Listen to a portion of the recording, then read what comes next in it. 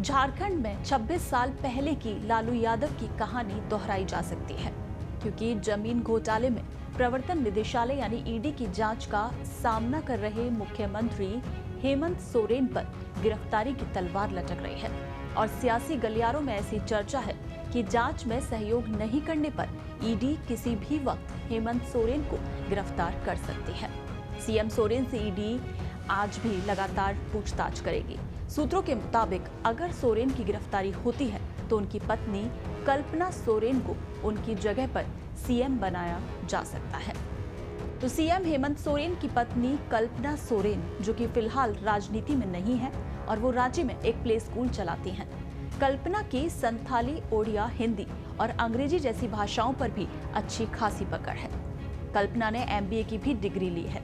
झारखंड में उनकी पहचान एक बिजनेस वुमन और सोशल वर्कर के तौर पर भी है।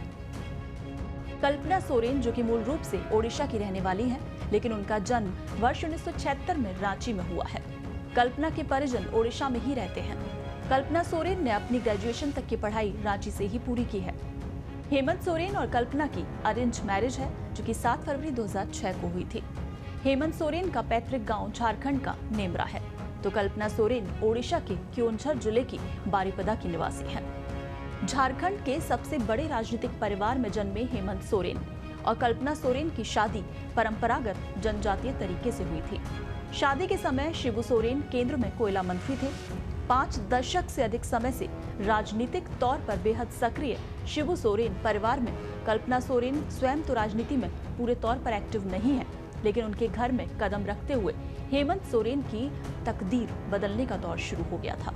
और शादी के बाद 2009 में हुए विधानसभा चुनाव में हेमंत सोरेन को पहली बार संसदीय राजनीति में सफलता मिली थी।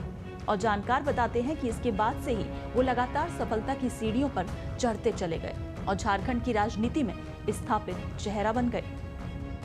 पहले बीजेपी नेतृत्व वाली सरकार में वो उप मुख्यमंत्री बने और फिर बीजेपी से अलग होकर यूपीए के साथ मिलकर सरकार बना ली। वर्ष 2014 के चुनाव में वो नेता प्रतिपक्ष बने, लेकिन 2019 में फिर उनकी सत्ता में वापसी हुई। तो कल्पना सोरेन, जो कि प्रदेश के बड़े राजनीतिक परिवार से जुड़ी तो जरूर है, लेकिन उनका लगाव और कार्यक्षेत्र अलग है। वो एक प्ले स्कूल का संचालन करती हैं और एक बिजनेस वुमेन के रूप में जानी जाती हैं। हेमंत और कल्पना सोरेन के 2 बेटे निखिल और अंश हैं। वहीं सोरेन परिवार के भीतर कल्पना की बहुत महत्वपूर्ण भूमिका है। माना जाता है कि राजनीतिक तौर पर बेहद सक्रिय परिवार के बीच रहने के बावजूद भी कल्पना राजनीतिक तौर पर सक्रिय रहने से खुद को बचा लेती हैं। कल्पना पारिवारिक कार्यक्रमों में बढ़ चढ़कर हिस्सा लेती हैं। हालांकि सामाजिक कार्यक्रमों में उनकी मौजूदगी की वजह से वो लोगों के बीच काफी लोकप्रिय है।